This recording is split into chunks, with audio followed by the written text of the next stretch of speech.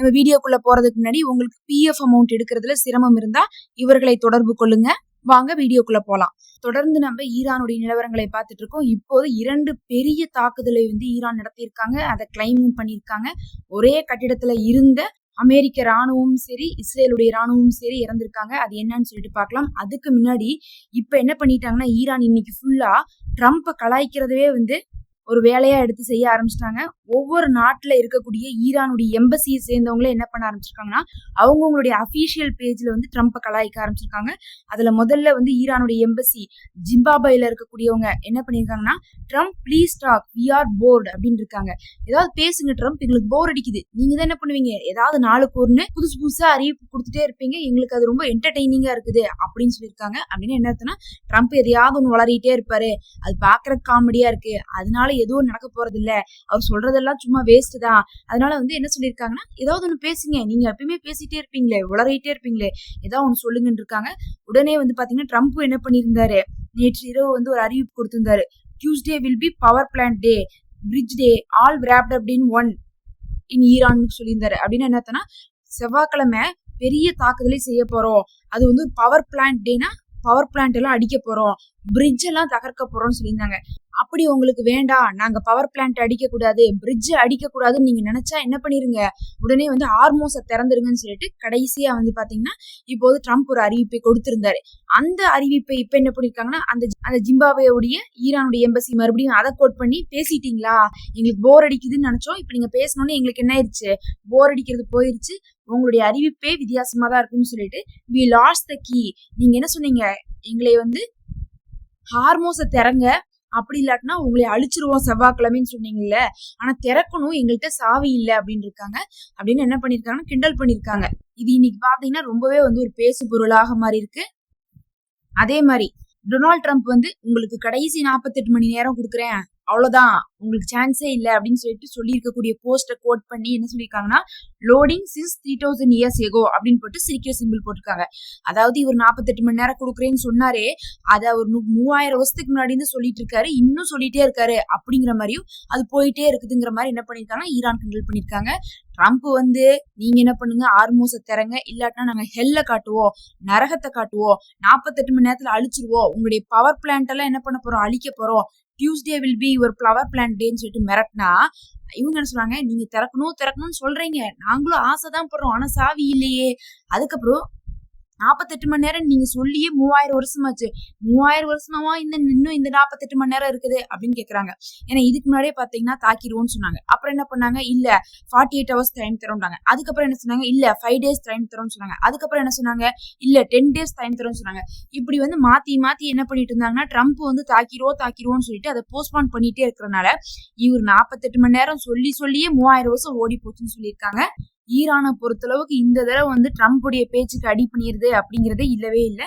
ஆனா ஒரே ஒரு விஷயத்த சொல்லியிருக்காங்க, நெத்தனியாகுடைய பேச்சை கேட்டுட்டு நீங்க ஈரானுடைய இறையாண்மையவே மீறுறீங்க, இப்படி மீறிட்டு நீங்க சமாதான பேச்சுவார்த்தைக்கு எங்களை கூப்பிட்டாலும் நாங்க சமாதான பேச்சுவார்த்தைக்கு வரமாட்டோம், ஆனா நீங்க ஈரானுடைய கொள்கையெல்லாம் மதித்து நீங்க ஒரு சமாதான பேச்சுவார்த்தைக்கு வரும்போது, அதாவது நெத்தனியாகுவை விட்டுட்டு வரும்போது என்ன ஆகும்னா, அமெரிக்காவோடு நாங்க சமாதானம் வருவோம் அப்படிங்கக்கூடிய ஒரு தகவலை சொல்லியிருக்காங்க. அதாவது அமெரிக்கா கண்டு போகணும்னா இஸ்ரேலை விட்டுட்டு போங்கன்னு சொல்றாங்க. ஆனா அமெரிக்கா இஸ்ரேலை விட்டுட்டு போற ஐடியா கிடையாதுங்கிறது இதுவரையும் தெரியுது.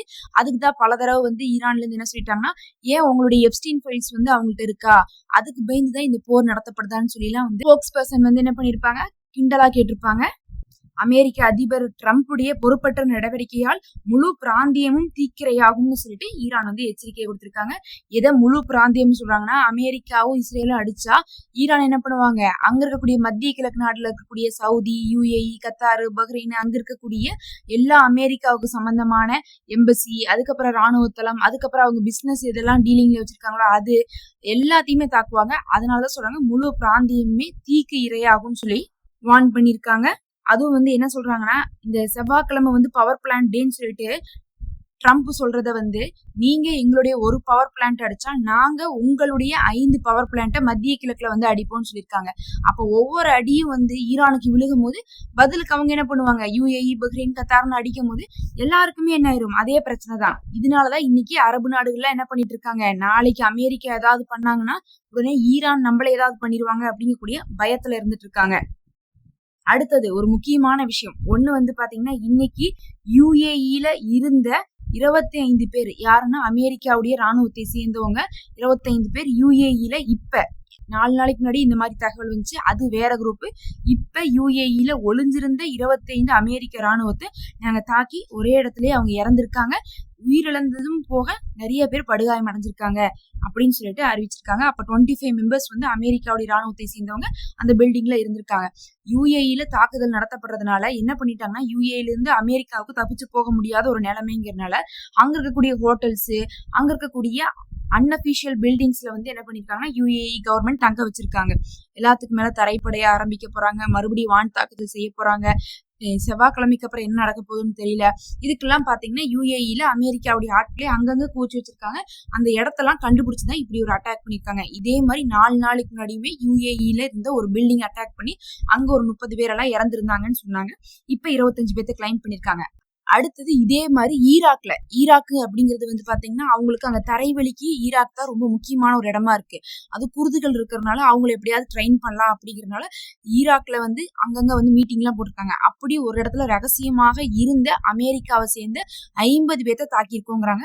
அதுல அத்தனை பேருமே அமெரிக்கா ராணுவமா இல்ல குர்துகளும் கலந்திருந்தாங்களா அப்படிங்கக்கூடிய தகவல் வரல. ஒரு பெரிய முக்கியமான மீட்டிங் போட்டுட்டு இருந்ததாவும் அந்த மீட்டிங்ல தான் தாக்கியிருக்கதா சொல்றாங்க. பொதுவா வந்து ஒரு கட்டிடத்தை வந்து தாக்குறதோ அதுல வந்து ராணுவம் இருக்கிறதும் வேற, மீட்டிங் இருக்கிறது வேற. அப்ப மீட்டிங்ல யார் இருந்திருப்பாங்கன்னா முக்கியமானவங்க தான் இருந்திருப்பாங்க. அப்ப ஈராக்ல வச்சு ஏதோ பிளான் பண்ணிருக்காங்க. மீட் பண்ணி அங்க குருதுகளை எல்லாம் வச்சு தரைவெளிக்கு ஏதோ ஒண்ணு வந்து என்ன பண்ணலாம் அமைச்சிடலாம்னு பார்த்திருக்காங்க. அந்த மீட்டிங் நடந்த பில்டிங் தாக்கப்பட்டதுல 50 பேர் இறந்ததாக நேற்றைய தினம் வந்து கிளைம் பண்ணிருக்காங்க. அப்ப வந்து ஈராக்ல வச்சு ஒரு குரூப், யுஏஇல வச்சு ஒரு குரூப், 2 குரூப்பையுமே நாங்க தாக்கிட்டோம், கட்டிடங்கள் அழிக்கப்பட்டிருக்கு, அதுல இருந்தவங்க உயிரிழந்திருக்காங்கன்னு சொல்லிட்டு இப்போது ஈரான் அறிவிச்சிருக்காங்க. அமெரிக்கா இதெல்லாம் ஒத்துக்கிட்டதா சரித்திரமே கிடையாது.